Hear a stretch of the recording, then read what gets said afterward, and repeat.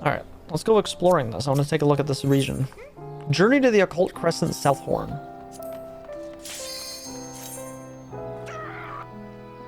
Yeah, Adios was... I never did all the extra endings you can get for it, but Adios was really good. I really liked Adios. Bubbles! The bubbles! I can think of the guy. There's always bubbles. I think of like fucking fish from Finding Nemo.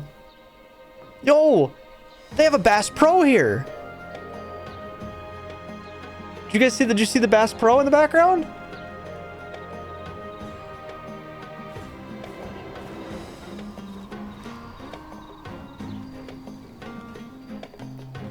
Yeah, this is definitely Nimian inspired, and I'm pretty down with it. Nim stuff is pretty sick. Oh, we have all kinds of shit here. Hang on, let's move this around so we can put this up here where I can. It's not in the way of anything.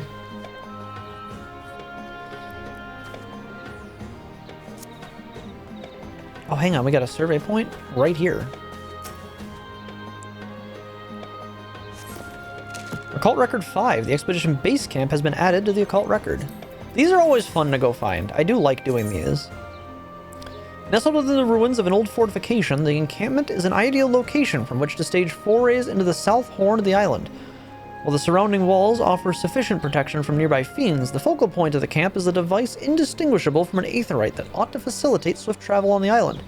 Intriguingly, these ruins exhibit a different architectural style to that of the Phantom Village, though when and by whom they were first built is yet to be determined. Well, if my ability to remember the lore of this game is any indication, if that guy is the archive of all knowledge of the Kingdom of Nim, and he trapped himself here to prevent his sickness from spreading to other people, I would have to imagine the people that unleashed that sickness on Nim would have followed him, which would have been the people of Mach. Which I would argue I'm probably correct on based on the architecture and remembering the city of Mach stuff from Heavensward, and the tune being very similar in scope to the music that plays in the Lost City of Mach raid from Heavensward. So I think I know where this story is going, and I'm pretty down with it. This one has me invested. Oh, was that a sneaky peek of something sparkly? Talk to all the NPCs before we talk to Ken Rum here. Hang on. Yeah, this is definitely Nim and Mach stuff, and I'm pretty in on it. I'm gonna be pretty sad if the Sky Pirates don't show up from Heavensward, but there's only so much you can do, I guess.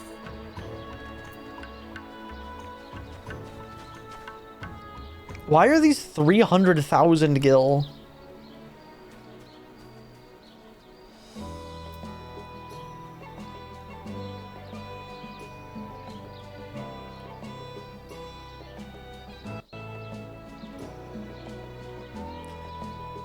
What? What are these? Why are these so expensive and what are they for? Consumed upon use of occult potion or occult ether. Consumed upon use of occult elixir. Consumed upon the use of Zeniage? Or is that Zenanage?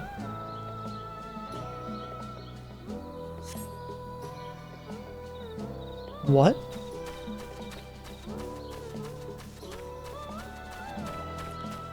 So we have an armor over here. There's a striking dummy. That's pretty cool.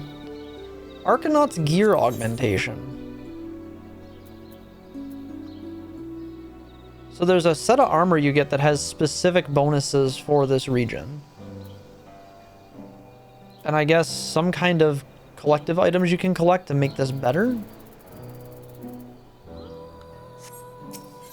So this is like the Eureka gear. I got the Eureka gear made and I don't know why I ever did. Probably because I had excess materials and it made sense to do it. Because I was like, what the hell else am I going to spend these on? But I guess this gives you like a bonus to your stats and then a +3 to special attribute, which I don't know what the fuck that means.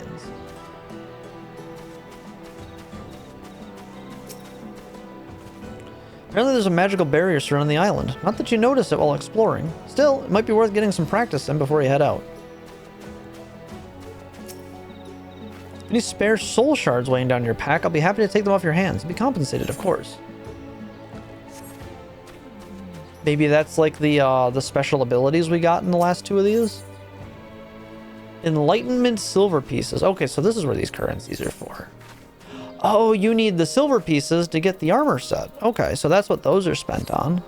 There's also battlecraft items. Crystallized knowledge of a phantom job used to unlock Time Mage. Oh, Time Mage, Cannoneer, and Chemist. Aren't these characters? Those are classes from Final Fantasy Tactics. Oh, this is where you get the upgrade stuff too. You spend the silver on that. And you can also buy materials with it, I guess, too. Okay. What else can we get silver pieces? Lick's Temple Chain. What is this?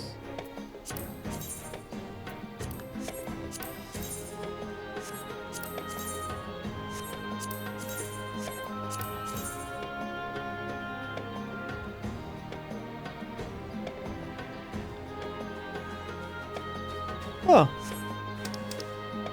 Oh, there's like stuff here. This highly detailed map of the Occult Crescent's South Horn, including everything from land elevation to the location of exposed rocks and roots, was drafted in hopes of making sense of the inherently nonsensical layout of the island. I think that makes it so you have faster mounted speed. That's kind of cool. The Ancient Airship Identification Key. A thin rectangular piece of what appears to be Surmet. Placing it near your ancient airship will magically bring the vessel to life. There's a mount? What is that? Hang on. Let me find the, Yeah, that's definitely a mount unlock. Let me see what it looks like. I didn't look at the patch notes for this today. They might have made changes to classes I never even looked at, too. We should probably take a look at that.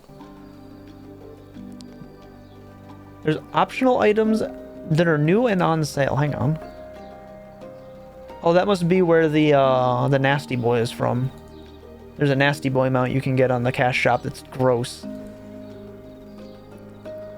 Alright, let's see. Patch notes. Here's the story quests. With Orlando Bloom in the cutscene. There's some really cool new furnishings that got added. Oh, you can get the cool rock thing we saw earlier. New cards in Triple Triad. Oh, there's a new, like, 9S style, covers your eyes hairstyle we got unlocked. There's a new emote. Oh, they did make some adjustments.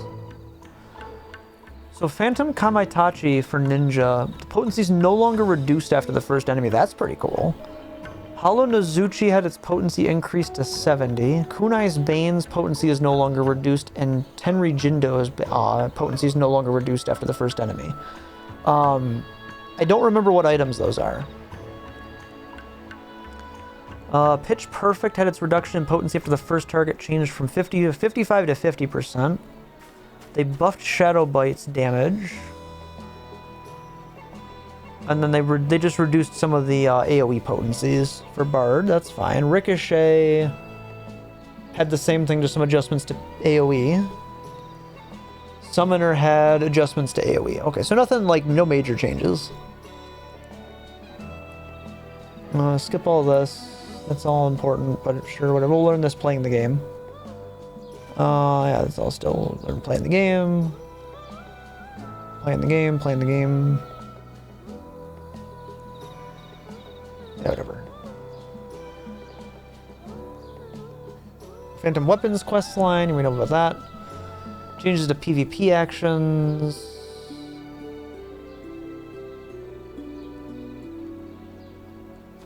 I don't think there's anything here that I care about.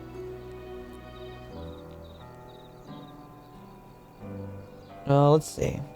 Samurai got a buff on Ogai Namakiri and Kaeshi Namakiri.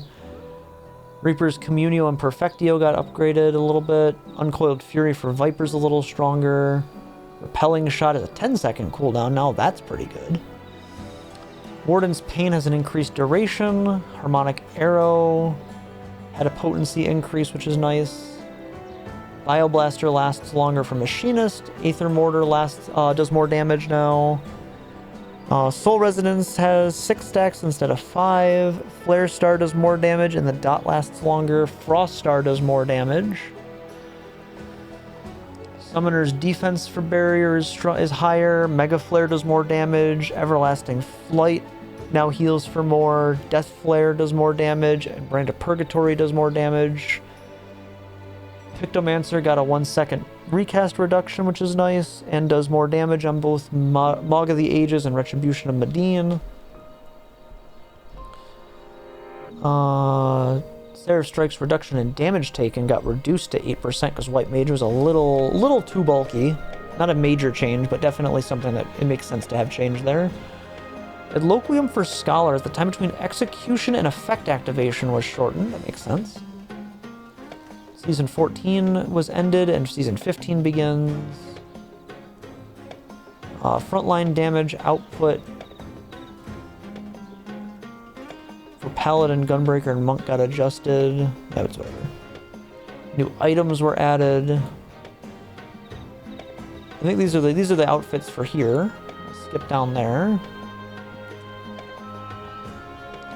Okay, I'm gonna post this mount in Discord, and I want chat to tell me if this is from what Final Fantasy game it's from. There's also a golden turtle minion that I want.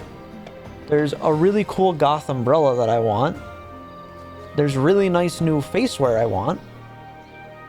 Let's see, any new system changes that are important to make note of?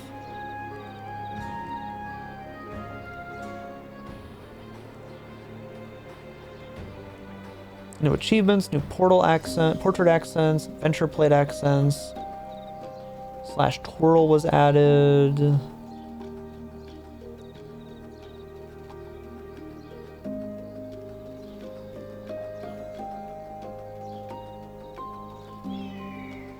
Okay, nothing important otherwise.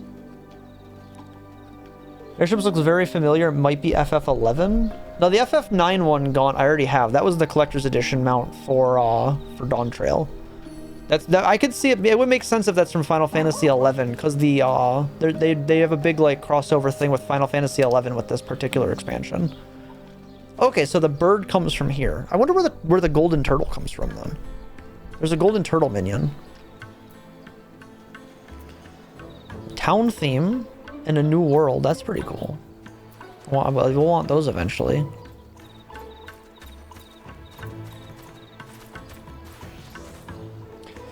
Crescent trophy. Though it may be difficult to explain how this elegantly sculpted trophy proves that you have visited Shade's Triangle and lived to tell the tale of it, it will come in useful should any naysayers doubt the veracity of your claims to know the names of basic shapes. I might want to get that. There's also a map of the Occult Crescent. That's pretty cool.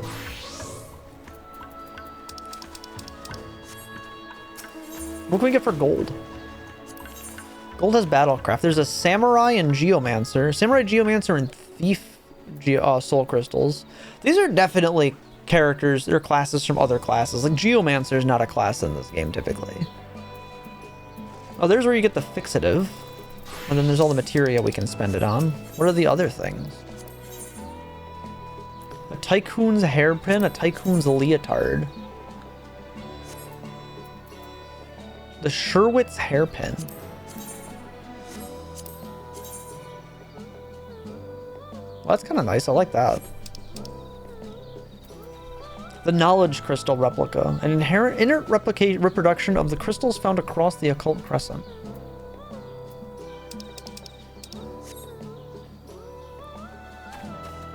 Interesting. Okay, let's talk to Kent Rum and see what's going on next.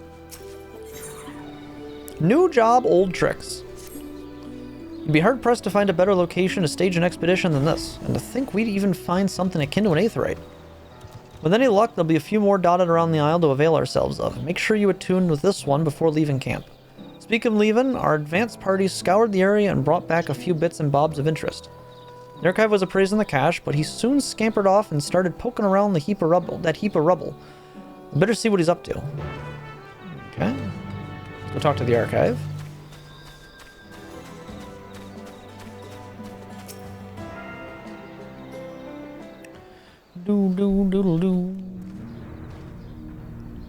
There you are. I've got something crystalline to show you. Okay, what'd you find?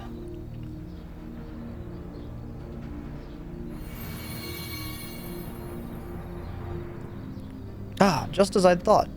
Because you laid eyes on the crystal, I was able to tap into my wealth of learning on the topic. This sealed knowledge business is awfully frustrating, I must say. What I handed you is a soul shard from the 5th astral era. Contained within is a phantasmal record of arcane arts and combat disciplines pioneered by the 12 city-states of Eld.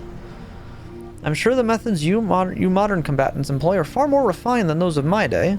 Nonetheless, you might benefit from learning the old ways of waging war.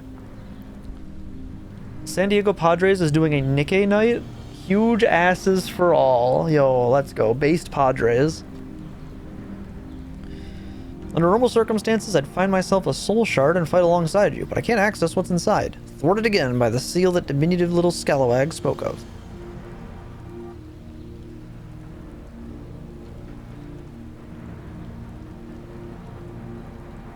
You have a fucking Tonberry emote. Love it. Given that you were summoned here especially, I dare say you'll have no trouble using it, however. Go on, try affixing it to your garb. Okay.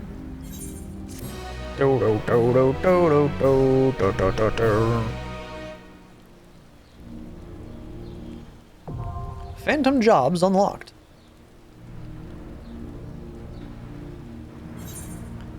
Oh, we got a whole little diagram here. The soul shard in your possession gives you access to 3 phantom jobs: Phantom Knight, Phantom Monk, and Phantom Bard. These supplementary jobs can be selected via the Phantom Job window while in the Occult Crescent.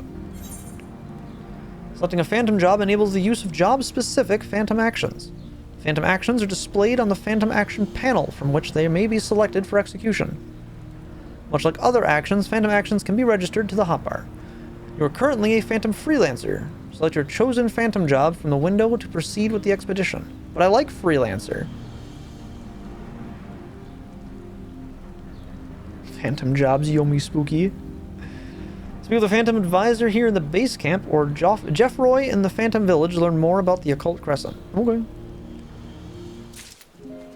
No, the Tomberries are nice in this game. Considering the fact that you were summoned here especially, I wouldn't be surprised if the soul shard yields the secret to you. I suggest you try interfacing with it.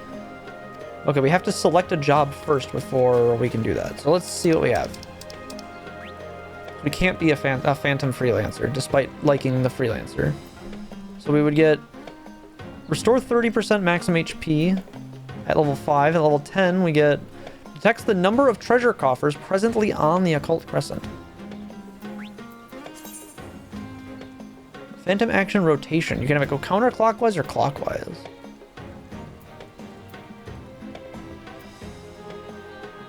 Oh, okay.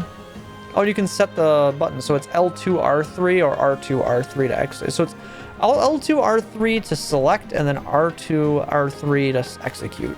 Okay.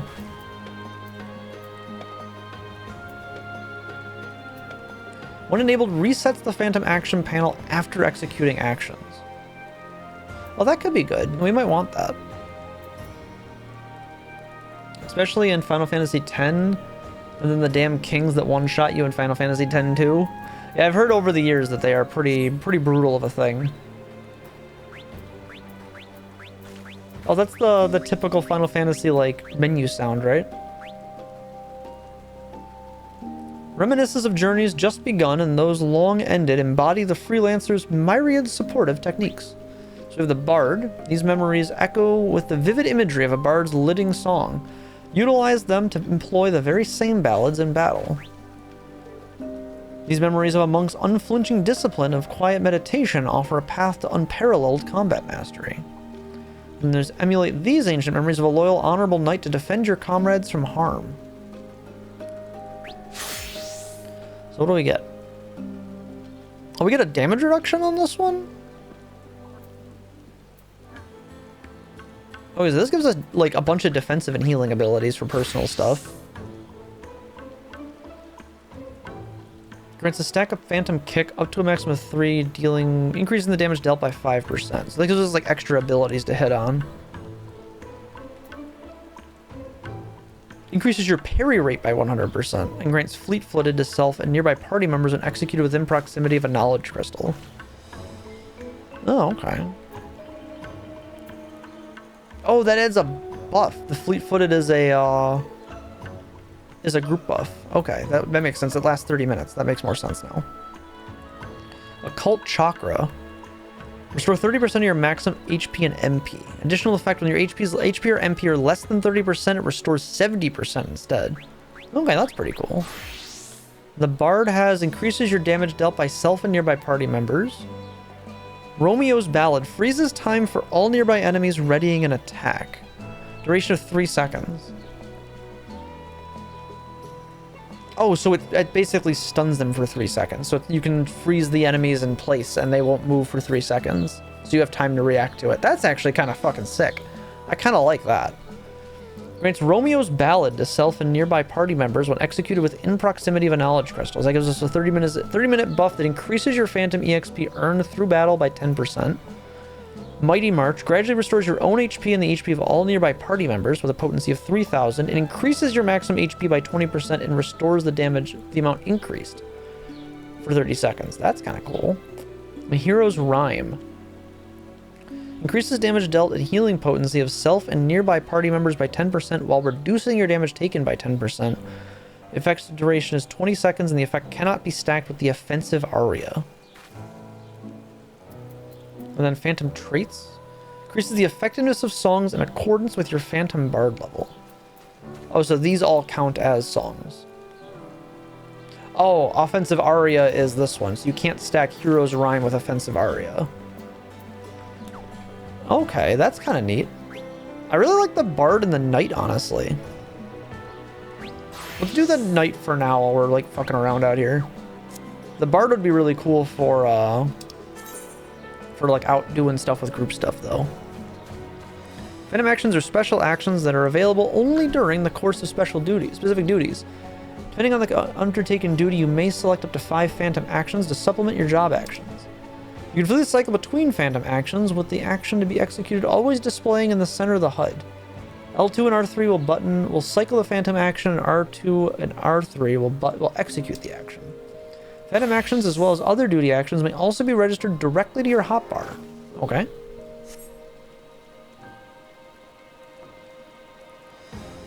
So how do I probably don't have new abilities to access to it. What do we get here? Improves Phantom Guard's damage reduction effect to 90%. Wow. And then Praise healing potency goes to 5,000. That makes a pretty big difference.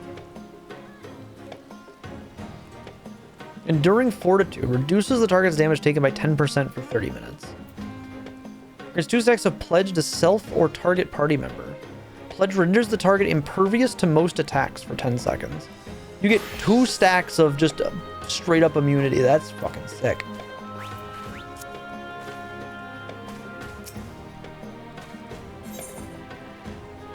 The Ancient Arts of War. Excellent. It would seem you've managed to interface with the Soul Shard. There is one caveat. I believe it will only work within the confines of the island's ward.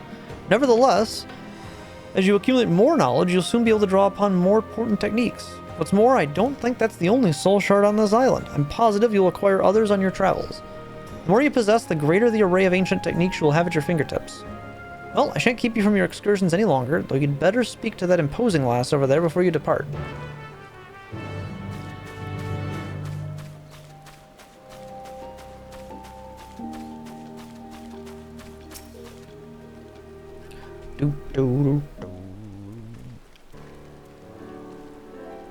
These walls have seen better days, but they're solid enough.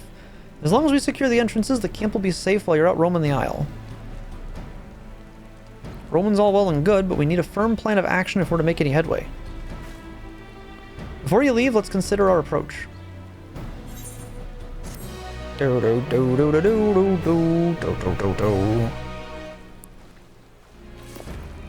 Occult Record 6. Phantom jobs have been added to the Occult Record.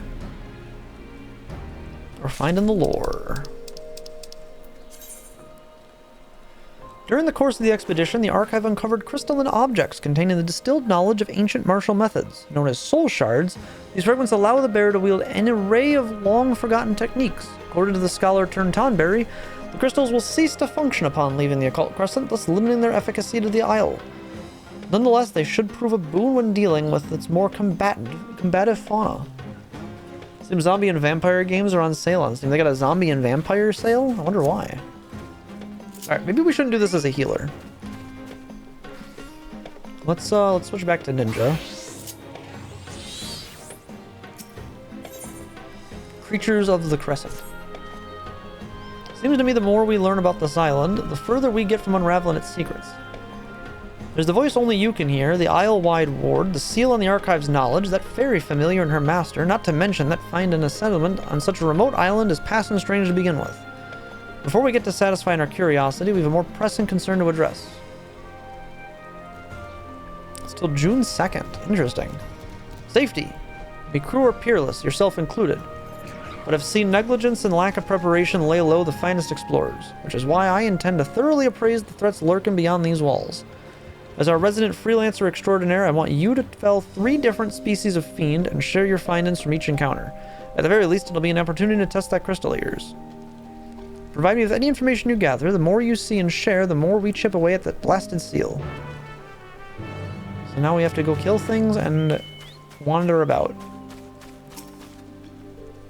Can you learn more about the island? Oh, this is all the tutorial information.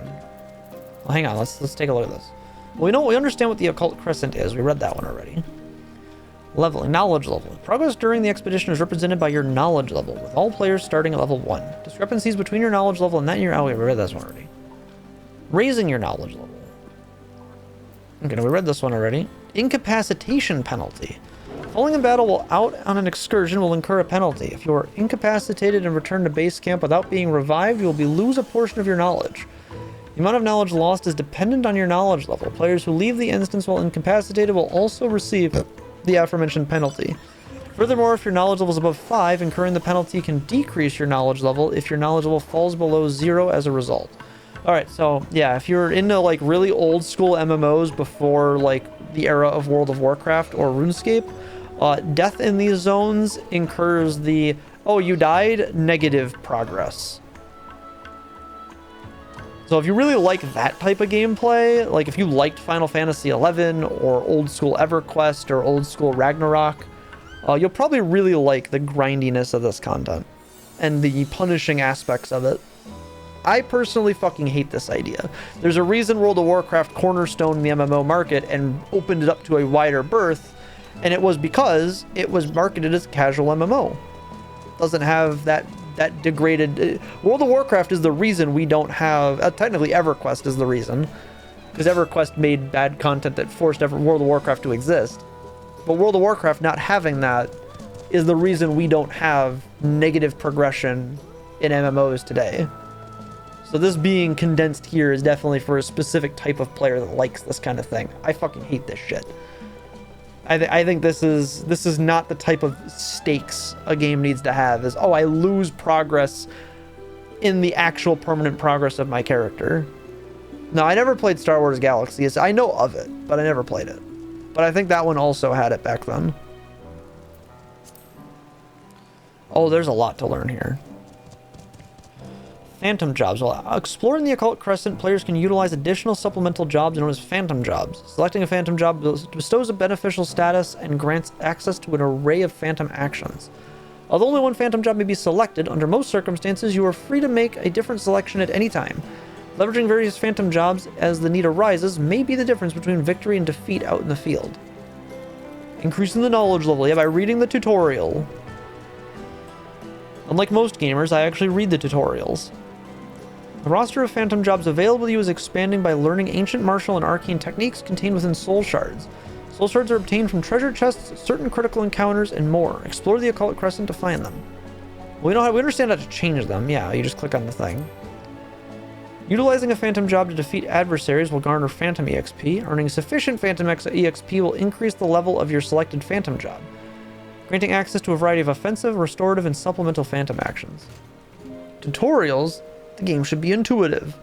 The tutorials helps it be intuitive. You read tutorials, just learn this power. Vilifar. It's not a power the Jedi will teach you.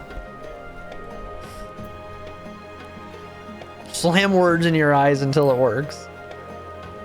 Using phantom actions. We understand this. We got this tutorial already. Okay, we got this tutorial already. Items and phantom actions. Some phantom actions, such as the Phantom Chemist's Occult Potion and the Phantom Samurai's Zenenage, consume specific items upon use. So the Chemist is... So those crystals are other classes we can get then. So the Chemist uses potions. That's kind of cool. And then the Samurai must be based on Yojimbo if it's using the gratuity thing. If they get, like, Box of Gold is part of its abilities. That's kind of neat. I wonder how that works. Mastering Phantom Jobs. Upon reaching a Phantom Job's maximum level, you will receive the Phantom Mastery status, which grants increased damage dealt and other helpful effects, and remains active even should you change to other Phantom Jobs. The more jobs you master, the more powerful your Phantom Mastery effects become, so intrepid adventurers will want to deepen their knowledge of many a lost art. So it incentivizes you to level up all of them, not just one of them.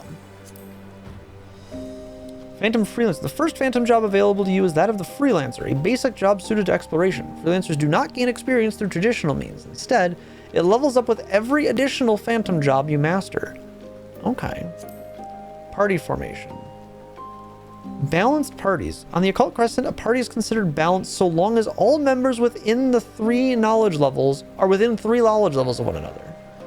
Enemies defeated by balanced party will reward 10% more Phantom experience. Additionally, because your knowledge level is adjusted to the average level of all party members, everyone is able to take part in combat on even footing, an appealing advantage compared to exploring alone. Okay, so it incentivizes everybody being the same level, but it also incentivizes you to want to party up. I think that's a good change. This didn't exist in the previous iterations, to my knowledge.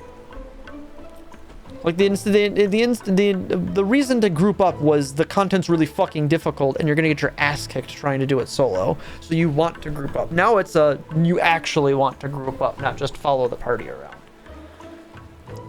I think this is a good change. I think incentivizing players to play together in ways that it actually benefits them, it addresses a core tenet and core problem with MMO gameplay. Is if you just make the content hard to force people to play together, they're begrudgingly going to play together. If you actually give them bonuses for playing together, they're gonna be more inclined to do that.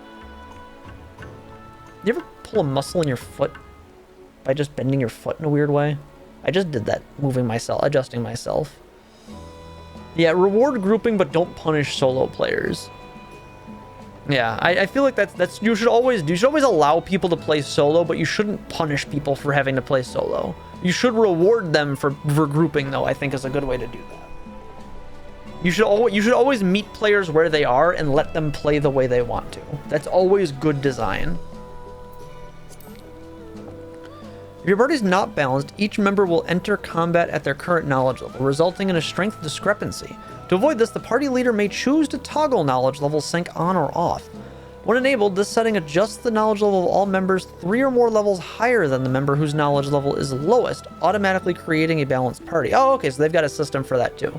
Yeah, I'm a big fan of... The people who like to play solo should be allowed to do that. The people who want to be grouped up should be allowed to do that. The people that want to mix and mingle between that should also be allowed to do that. Everyone should be allowed to do what they want to do, and no one type of that player should ever be punished for playing that way. Hot take, I know. Crazy. EXP chains, we know how that works. That's big degen hours of playing video games that way. We read about critical encounters. You need only reach its location on the map. This may necessitate travel through areas infested with dangerous enemies, so have care. Currencies. Oh, here we go. On the Occult Crescent, there are 2 forms of currency, Enlightenment silver pieces and Enlightenment gold pieces. Enlightenment silver pieces are primarily required from critical encounters and fates. The gold pieces, however, are primarily acquired from defeating enemies in the wild. Both can be traded to the Expedition Antiquarian at the base camp for a variety of items. That was a good take. I'm glad it was. That's what I love about EXP and drop bonuses for groups that Guild Wars 2 has, but the drops and things aren't solo to be punishing for solo players. Yeah, it's always a good thing to have that set up that way. Oh, you remember knowledge crystals. Knowledge crystals are ancient artifacts erected around the Occult Crescent. These crystals resonate with certain phantom actions and apply a variety of effects to you and your party members. Use them to your advantage. Okay, so those are the things we want to find those, and that's where you can set up party buffs. That's kind of neat. Treasure coffers. The Occult Crescent is teeming with treasures for the taking. These chests are only visible to you, so if you catch sight of one while exploring, do not hesitate to open it. Good change. Happy bunnies. These guys were in Eureka, I'm pretty sure. Treasure chests on the Occult Crescent sometimes hold a fortune carrot. With one in your possession, you may start to notice signs of happy bunnies. Using the fortune carrot on the spot will draw the little leporine elementals out into the open. Happy bunnies are known to repay kind adventurers with treasures, so be sure to offer them any fortune carrots you find. The persistent pots. Some fates on the Occult Crescent will task you with defending magic pots from hostile creatures. Of those who contribute sufficiently to the successful completion of these fates, 20 players will be selected at random to receive an elixir, the scent of which will entice a persistent pot to give chase. These soulkin can sense buried treasure and will offer hints as to its location in exchange for sips of the elixir. Use these clues to seek out hidden riches. Okay, so we have treasure coffers and then special treasure coffers. The Archanaut's gear. Certain shops sell equipment imbued with special enhancements that only take effect when worn within the Occult Crescent areas. Notably, enhancements to special attribute will increase damage dealt by phantom actions. You may also trade items to the Phantom Expeditioner Armorer at the base camp in exchange for gear upgrades. Okay, so that's all the lore. All the tutorials are read. So now we kind of have a better understanding of it. There's a fucking Mary Poppins umbrella mount. I've never seen that. That's kind of cool. Oh, we have a lot of space to cover. This is actually not nearly as large as I thought it would be. I'll start looking around. Yeah, I played like 45 minutes of Guild Wars 2 and it just didn't hook me. Maybe one day we'll go back and try it again. But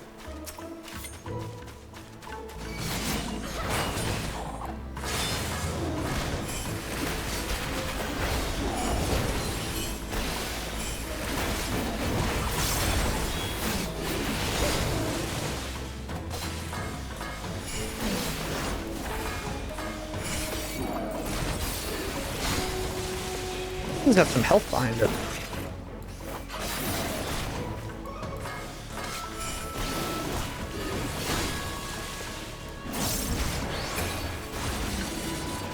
Hit him with the Sonic Spinball. So we killed the Bandersnatch. That adds that to our thing. Where's Hyde? We are playing a rogue after all. We gotta use the tactics we remember from World of Warcraft. I don't want to fight these enemies. How do we do that? Stealth.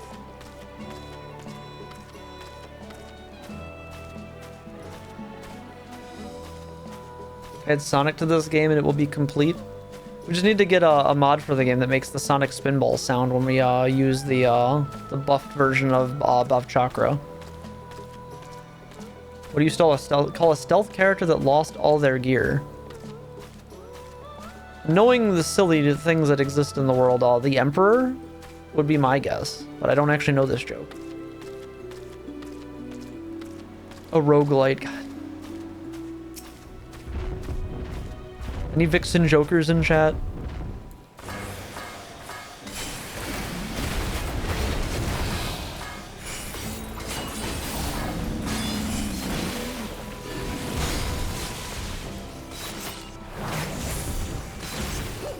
Really like having a big defensive cooldown.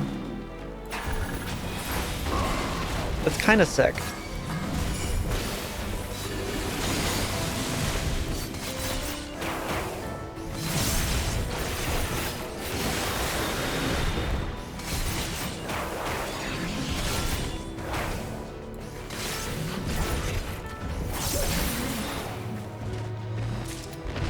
I do find myself looking for Crimson Vial though, and we're not playing my rogue on World of Warcraft, so I'm like, where's my defensive cooldowns? Oh shit, right, I don't have those here.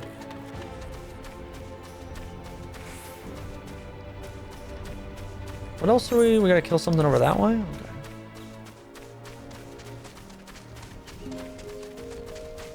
I'm not gonna lie, I really thought that was fucking Galactic running up on me in a fat chocobo. That dude's good at stalking me in this game.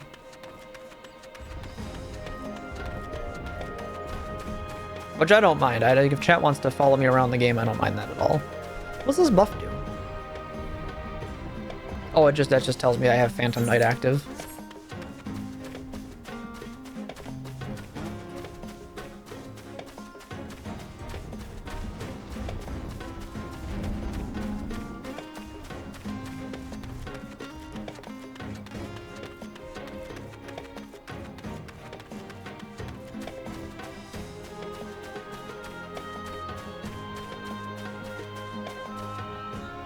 Those are level 3s.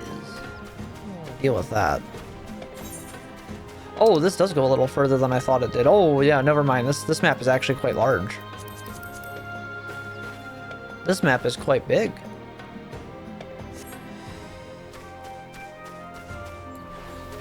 Oh, let's make sure we're hiding from Leshy over here.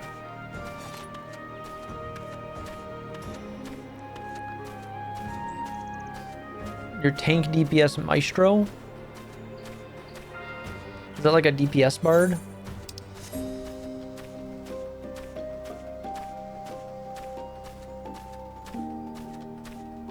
This map is larger than life. It's just a big island.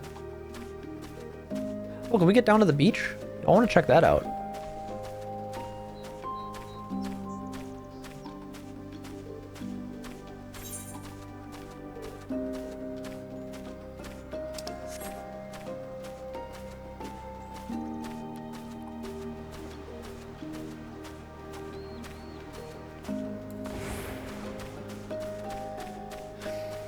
Big island, yeah, it really is. Well, there's big ass fish down there, so that's cool. I want to find more of those scout points.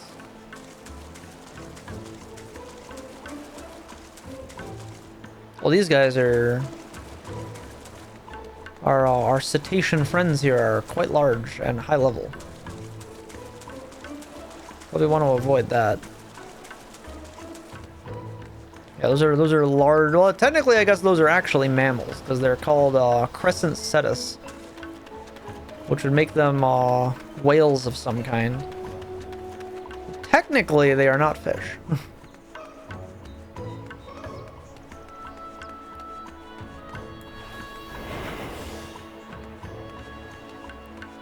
These are also not bugs. These would technically be crustaceans since they are based on scorpions. Flying whales are quite neat. I like the idea of flying whales myself.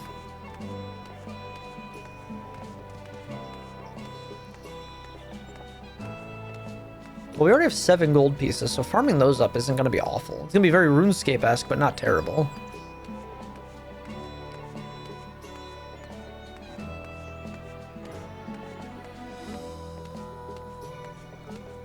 There's a Goobu.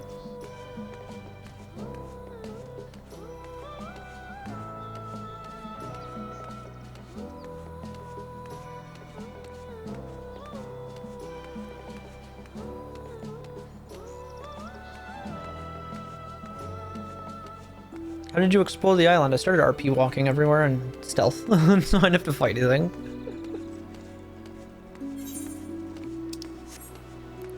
Well, the idea that an anti-gravity creature would naturally evolve to be much larger because it wouldn't have to deal with the stresses of gravity that a large body imposes. It makes sense. Things that float being larger would make sense by evolutionary standards. That's how you make a game believable.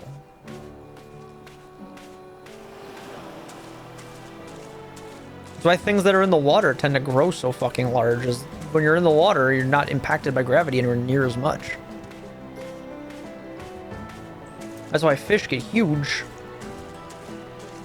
It's also what makes the elephant so impressive, is the fact that the creature can even be big enough, that big, and like sustain itself. Megafauna is really fucking neat, but unfortunately in the modern era, it really only exists underwater.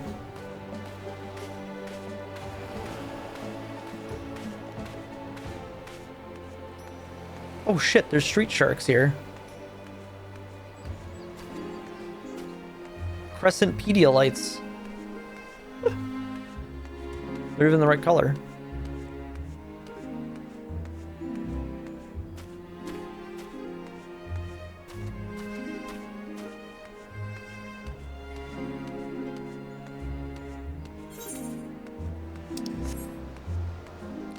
Looking for those sparkly points that we found all over the place already. I want to find more of those.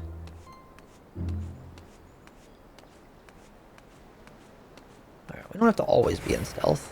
Looks like there's nothing really over here, so...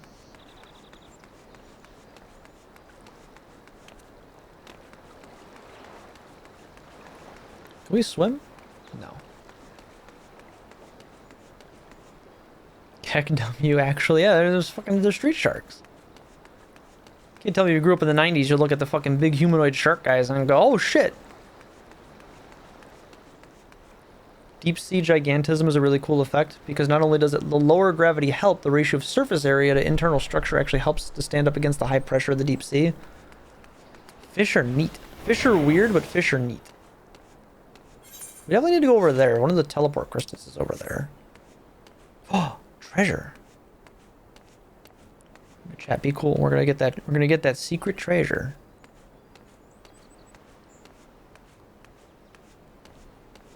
These guys have no idea.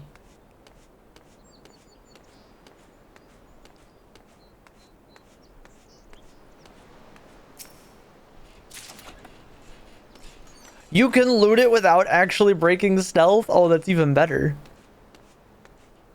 Looting the chest does not break stealth.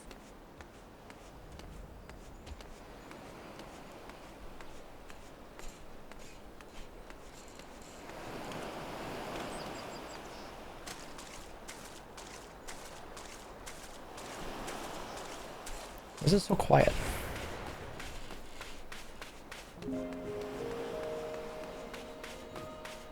Here's one of the knowledge crystals.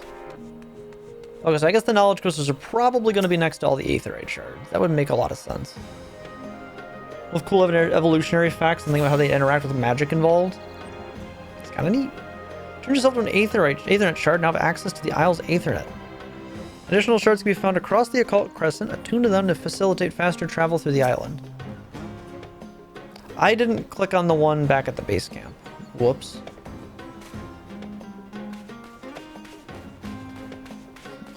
So we actually have to use the return to get back there, because I didn't... That's the one thing we didn't do before we leave, was actually touch the aetherite.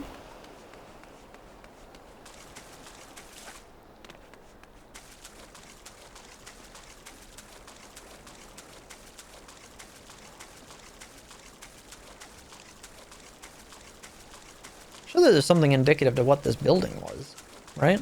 Some kind of like exploratory notes we can find for this spot.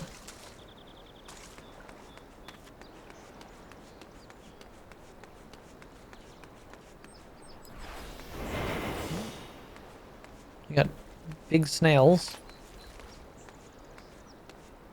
I can think they hear the fucking blooper boss fight music from Mario Sunshine now.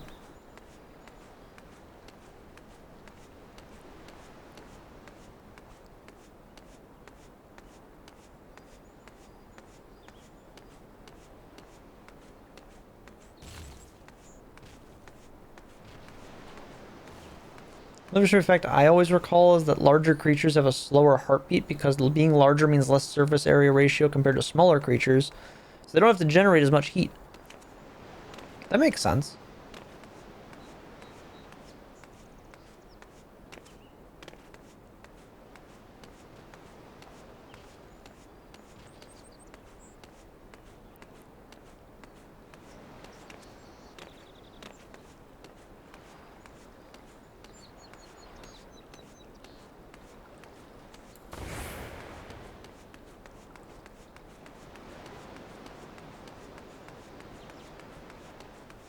I thought we'd find something out here, but there doesn't seem to be anything here.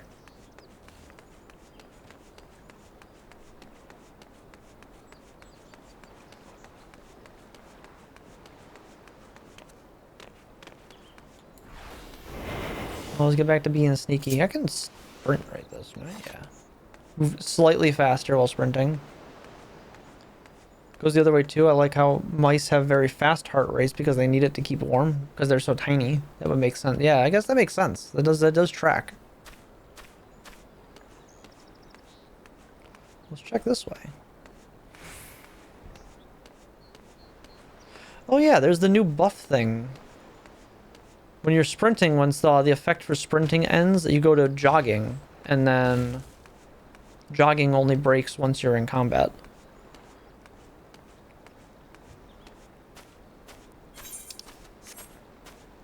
Which I think was a good change, because back in the days of TP, you could sprint infinitely, which was nice. Spindle of Aether Spun Gold.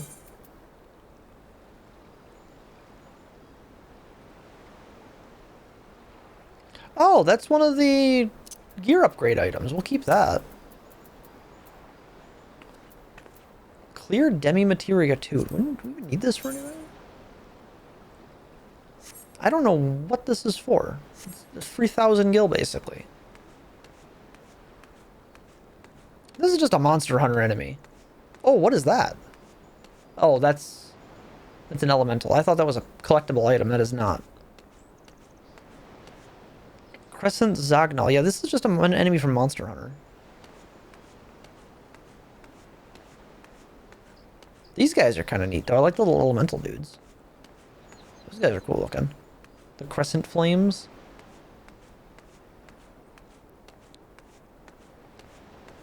Another chest.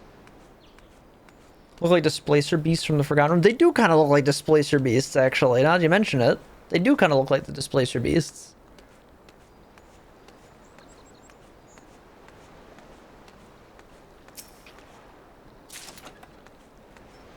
We got another spindle. Neat. And we got Magic Prism Ribbons. Those are always fun. You'd think like these landmarks looking like this, I'd find some kind of like one of those sparkle bits somewhere. Maybe in the middle? A cool creature design. Yeah, they're pretty neat. I think I have the magic card for them, actually. Yeah, this is definitely mock. This is definitely mock. Another chest.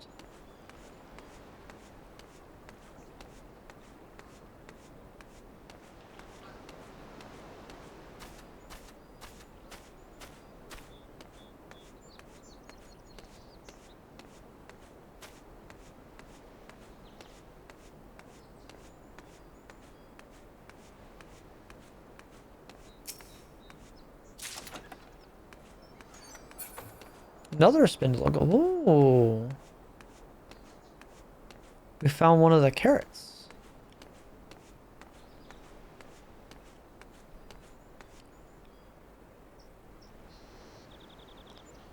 I don't think we can do anything with it, though.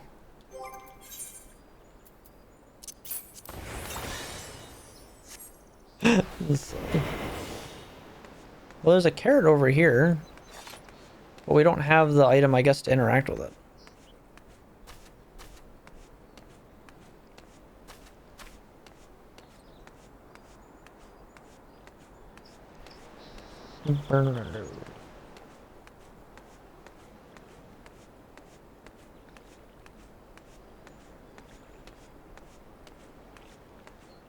Oh, there's one. We did find one. There we go. We're looking for these. These survey points is what I'm trying to find.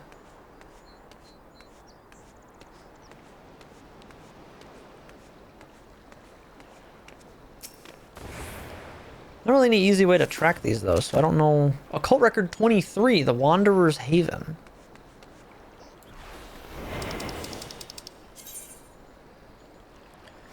The ancient city-state of Nim is known for its worship of Oshan, the Wanderer. In his honor, a sanctuary was built among the peaks of Vilbrand, and a comparable monument founded upon the shore, aligned so as to receive the sacred mountain winds that flowed down from on high.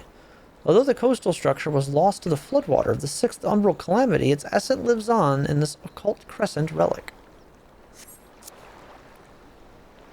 Oh. Neat.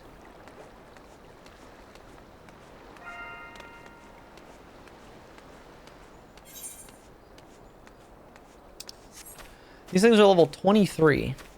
It's a very dangerous area.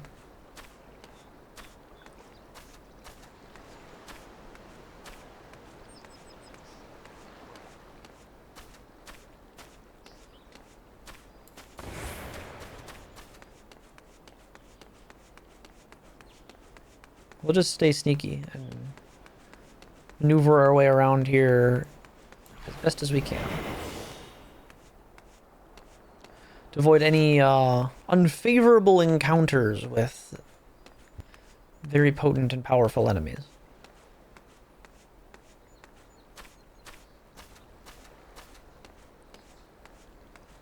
What the hell was that?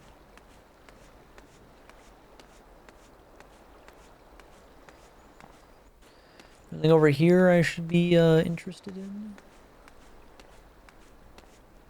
Or just really high level plant monsters?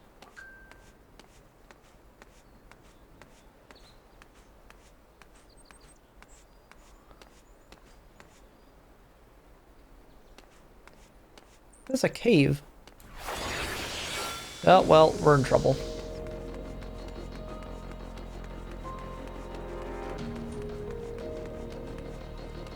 I'm in danger. I think we're getting sent back to... Yeah, we're getting sent back to base camp. I hit the wrong button.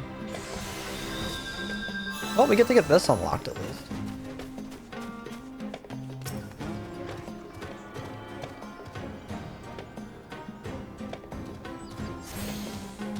There we go. Alright, so we can warp our way back over there. So at least I don't have to walk all the way back out here. Let's try going this way this time.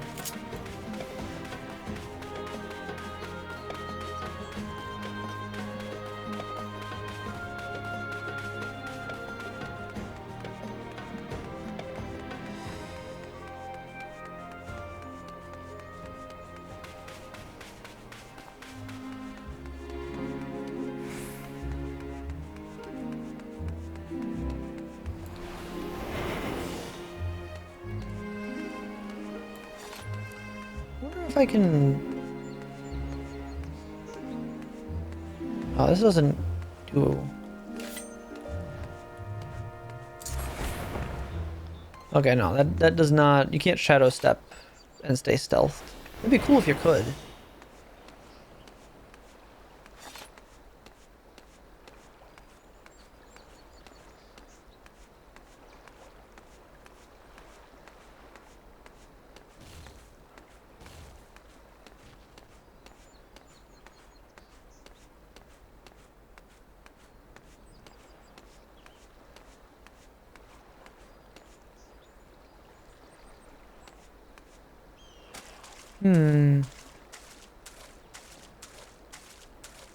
I'm gonna get back to where that cave was. I want to know what's that way.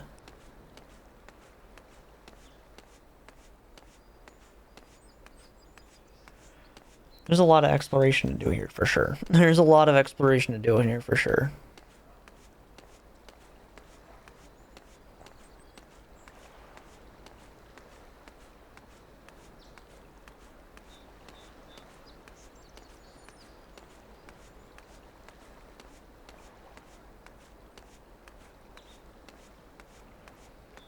I wonder if we can, if there's something on top of that. That looks like it's important. Then we can go look at the cave.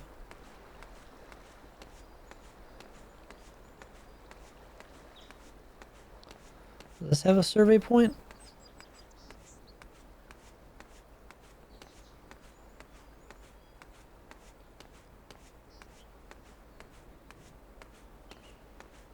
No, but it's definitely interesting.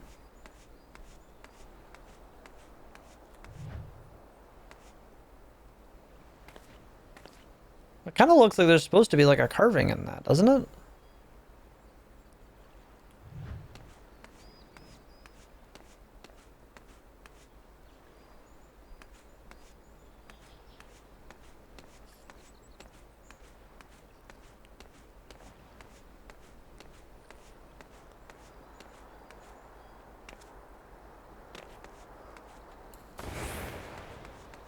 I don't see anything over here. We'll As cool as this is, there's nothing interesting to see here. Let's sneak into the cave and find out what's over there.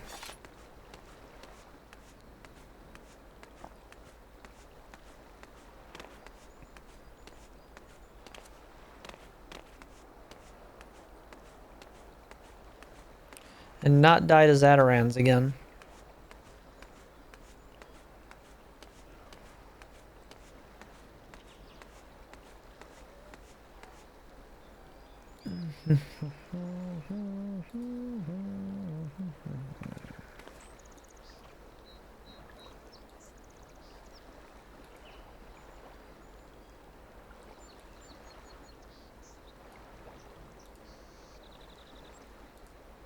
Pew, pew, pew, pew, ba-da-doo. Boo, boo, boo, boo. Weird, why'd I get all jittery when I tabbed back into the game? That was strange.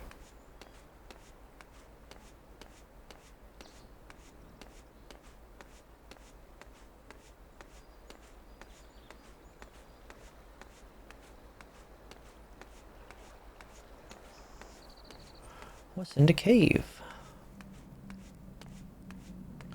It's unsettling that there's no music playing in the background on this at all. This doesn't go anywhere. There was nothing here.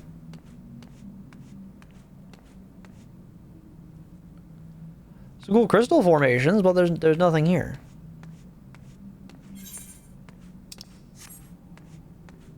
Huh.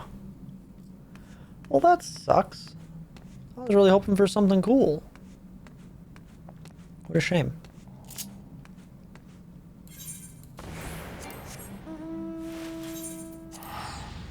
Come on, I want to go back.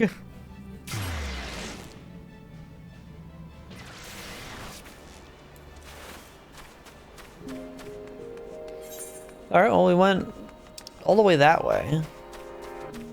Let's try this way.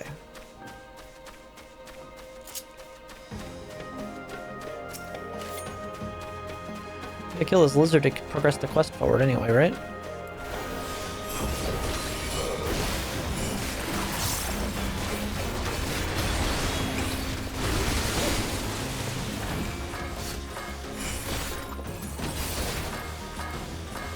That's all a little out of order, but...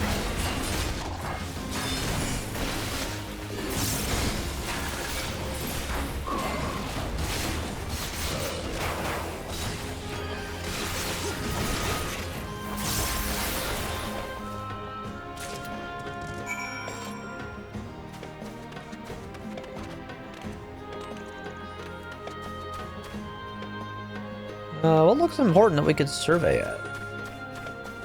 It's kind of where the crux of it is figuring out what can we survey by wandering around and finding what's important to see. Gala cats, huh?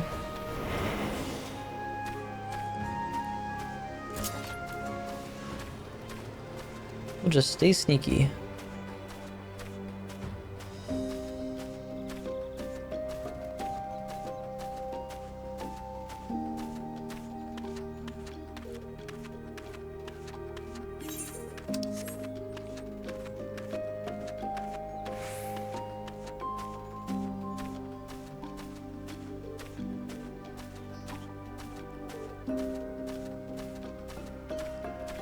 Can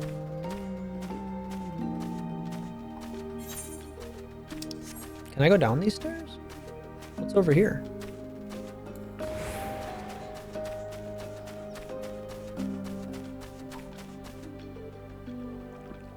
Oh, nothing.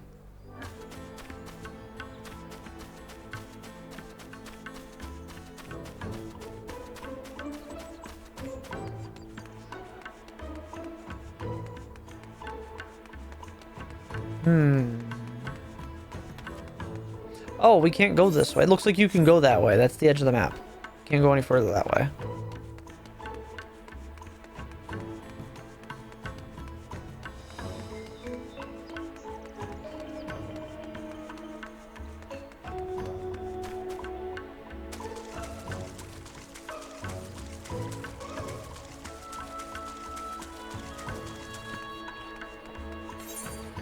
There's another crystal here we can find, though, so that's pretty cool.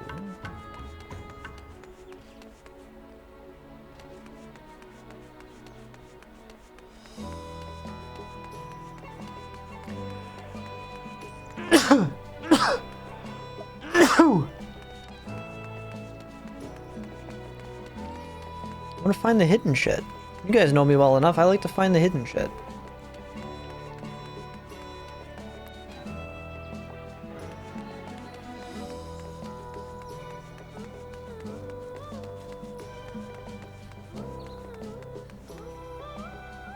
Should change my title since we're not really doing a lot of PvP. Well, you know what? What is the PvP reward right now? Oh no, the series is still active. They haven't changed that. Leave the hidden things alone. They're hidden for a reason. No, we gotta find the hidden shit. The hidden shit is cool.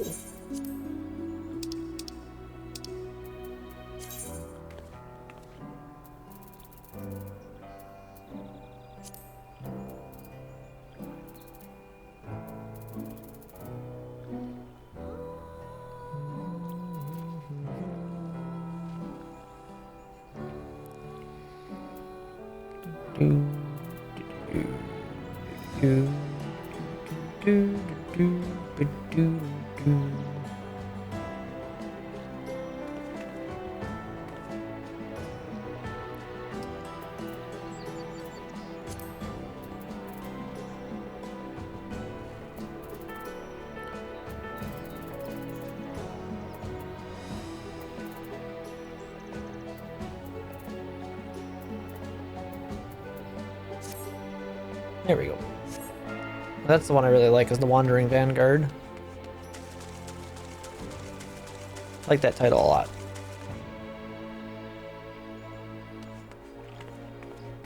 May your sneezes be blessed by those who wish you well. You guys actually know why people would bless sneezes like that? Who knows the lore on that one? I do. Learned this one in biology class.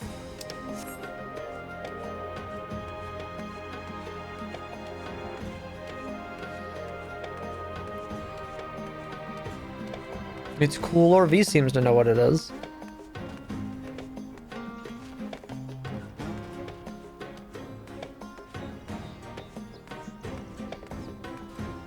Something to do with bad omens? Well, bad omen for sure, yeah. What it was initially, this is now generations and generations back. Humans have long since evolved past this. When you would sneeze, your heart would momentarily stop. In very rare occurrences, you could sneeze and it would just kill you because your heart wouldn't restart. So you would bless a sneeze because it was a miracle you didn't die.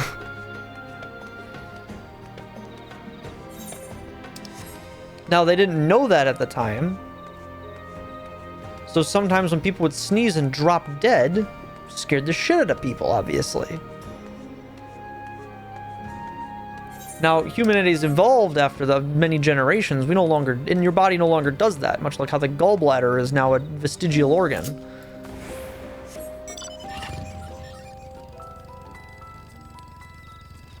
But it is interesting how that's created a cultural phenomenon that just exists. But the reason why is largely forgotten by people. Or just goes unknown. Yeah, no, it's a very real thing. Humanity just evolved out of it.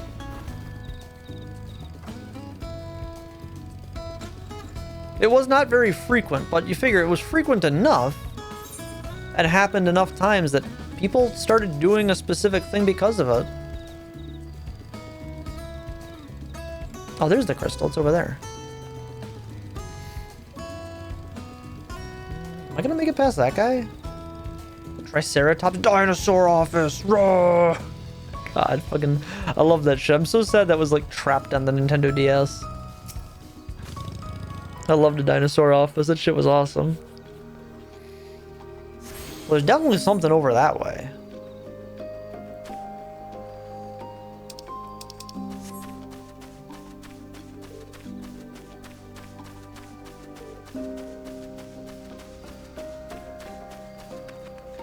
Okay, so we can go south from this crystal here into a whole nother region. Let's finish taking a look at the areas we're already in. See if we can find survey spots here. Let's not get caught by the Triceratops, but get that treasure chest.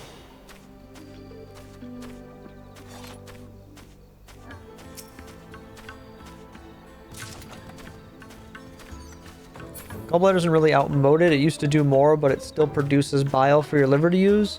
Yeah, there's definitely people, though, where it just doesn't actually get used, though. I know, like, my mom had hers removed because it just was like, this isn't doing anything, and then it got infected. So a lot of times they'll just remove it nowadays. Holy fucking shit, it's a dinosaur.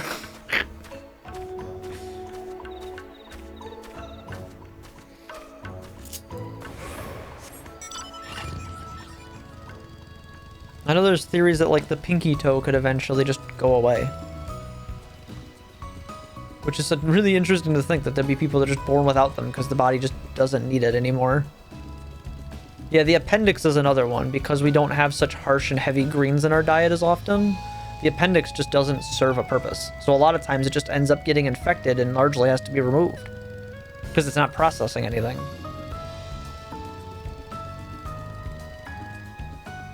Gets infected, starts causing more problems than it's solving, since it's not the only source of bile, just the most reliable one. Yeah. Your body can live without it, because it started to produce it other ways, is basically the issue. Alright, that big, like, pagoda-looking thing definitely has the suspect look of, I could find something here. That could be a scoutable area. It is. Survey point found.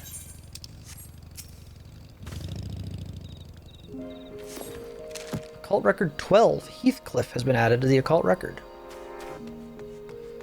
We found lore.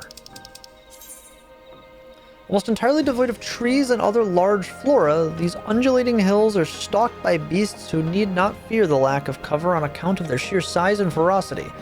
Standing stately and silent among the prowling creatures is a rotunda, built upon an ornately patterned ethereal node.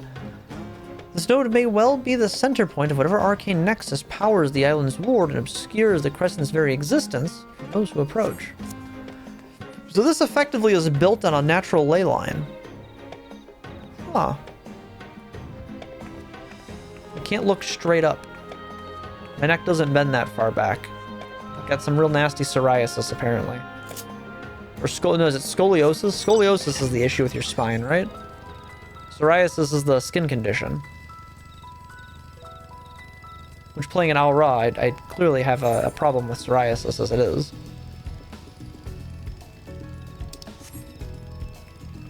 We're looking for major landmarks. It's basically where we're going to find these survey points.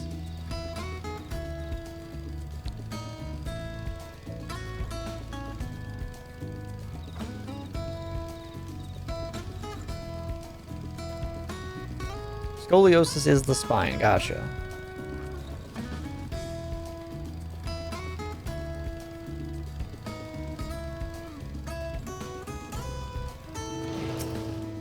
Another aetherite shrine.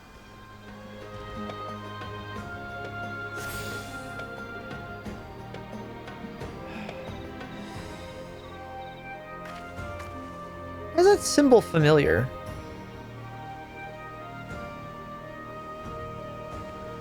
Why is that symbol familiar?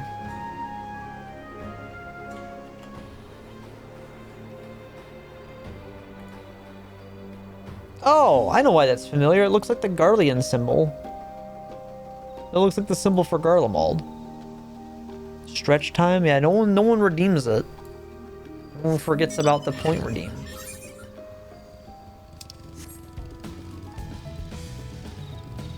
I did my treadmill today, though, during work, so...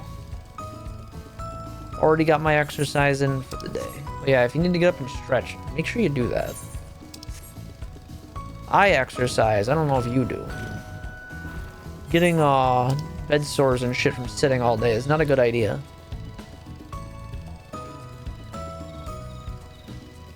I looked at it at one point. Apparently, there's parts of my spine that are at around 60 degrees off from where it's supposed to be. That's not good.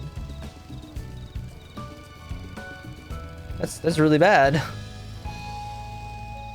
Oh, what the fuck's a foper?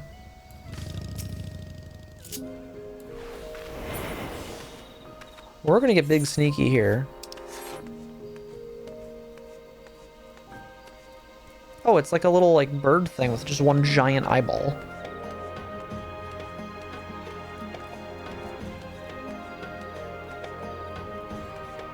They are kind of adorable, I'm not gonna lie. They are level 11 and we are level 1, so they will kill us if they see us. So we're gonna stay sneaky here. I want 20. Well, the Fopers are... They don't want you to know this, Vilafar, but the Fopers on the island, the Occult Crescent, they're free. No one... You can take them home and no one can tell you no. I have 247 Crescent Fopers in my house right now.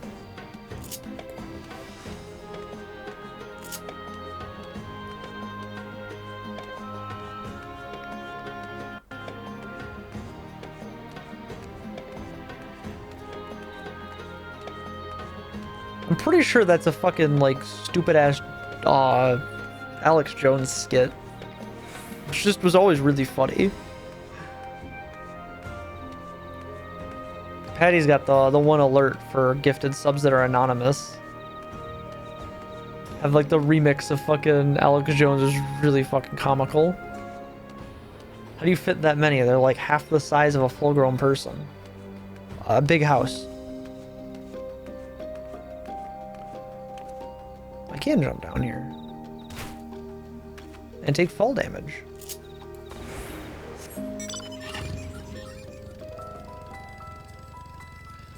Alright, where am I going to find other survey points? 'Cause I don't think I found them all yet.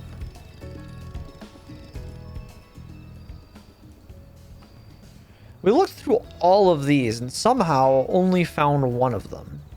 I really thought that was going to be one of them, but it wasn't.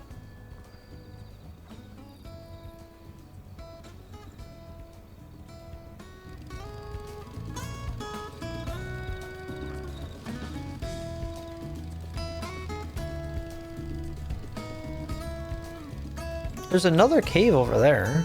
Let's go check that out.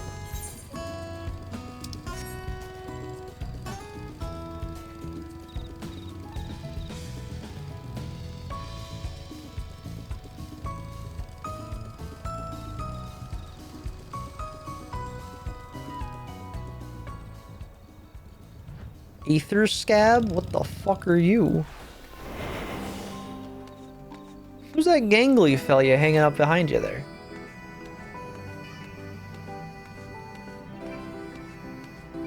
I haven't heard the pipes like this since we were in Girabania and Stormblood. Which I guess was also the last time I saw these gangly looking guys.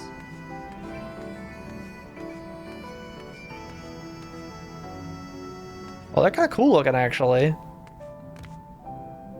Kind of remind me of the Goombas from the Super Mario Bros. Movie from 1993.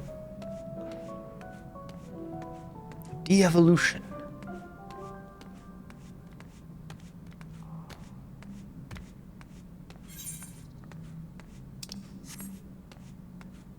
That's a personal favorite of mine. There's definitely something that spawns up here for a boss fight. One of those critical encounters for sure. For sure happens right here. Like, why would there be markings on the floor here if something didn't spawn here? Come on.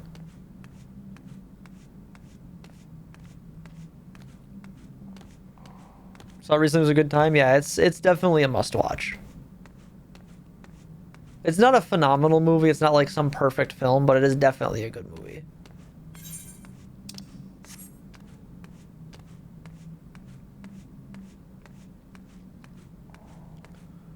There was a 30th anniversary release of it? I didn't know that existed.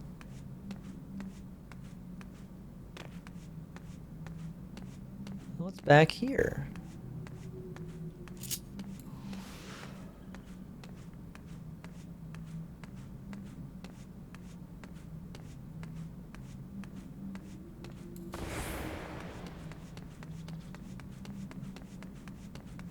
Nothing, apparently. Well, this is probably a spawn for something, though.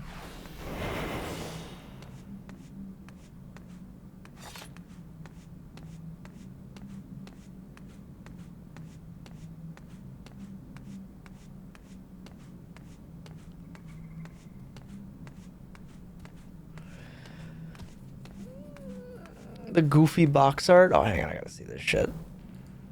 Bob Hoskins and John Leguizamo. The fucking Kingpin Goomba in the background on it. That's awesome. $57. I can't believe that movie is expanded to such cult classic. I have the original version of it on DVD that I got from a Blockbuster that was closing for $5. It's probably the best $5 I've ever spent. Okay, there's definitely something that way I want to go take a look at. What's over here, though? Nothing. There is nothing this way. So what's going to be through that cave?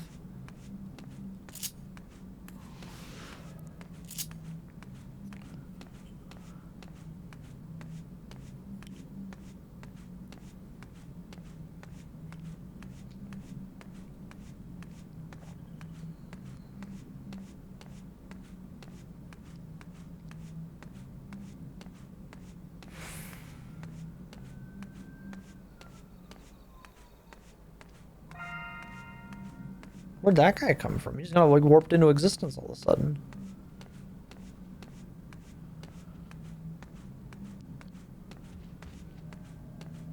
Survey point. There was lore back here. Oh, there's like a whole chunk of shit back here. Holy crap.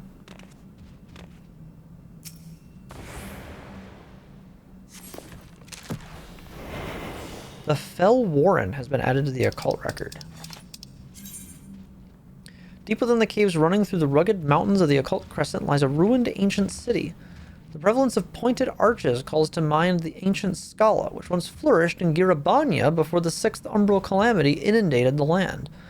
Although much of Scala now sleeps beneath Loch Seld, these remnants bear all the hallmarks of its unusual architectural process, the masterful sculpting of wind-weathered stone formations. Oh. Maybe this isn't exactly the storytelling I expected then. But I'm way more interested. I'm very interested and invested now that we're getting all kinds of stuff that I've really thought was cool that we never really got to touch on. Where does this direction go before we head down into the depths of this place? I wonder if this symbol next to their head is just oh, that's just the knowledge level, I think, indicates what level they are. I was like, I know that indicates something special what I can encounter. Like, no, they're just dudes.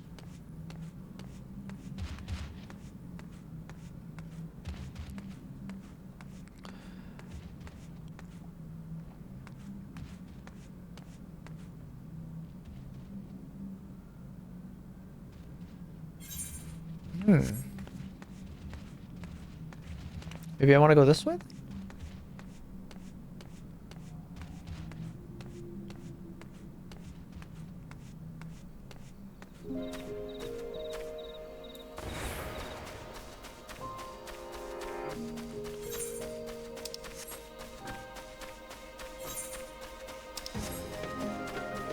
I wonder how we get up there.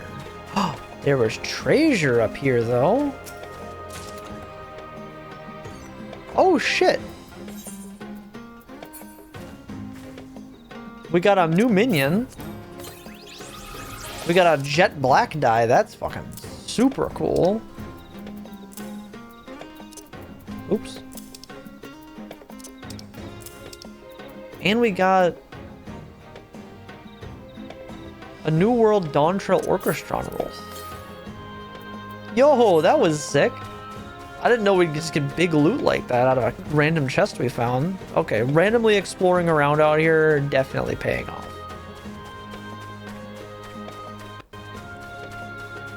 That jet black die alone is like 1,000,000 gold. Those are super expensive. Alright, zoom my map in a bit more. So if I go over here, can I jump down this? I sure can. Oh. There is a lot back here. And it goes deeper too.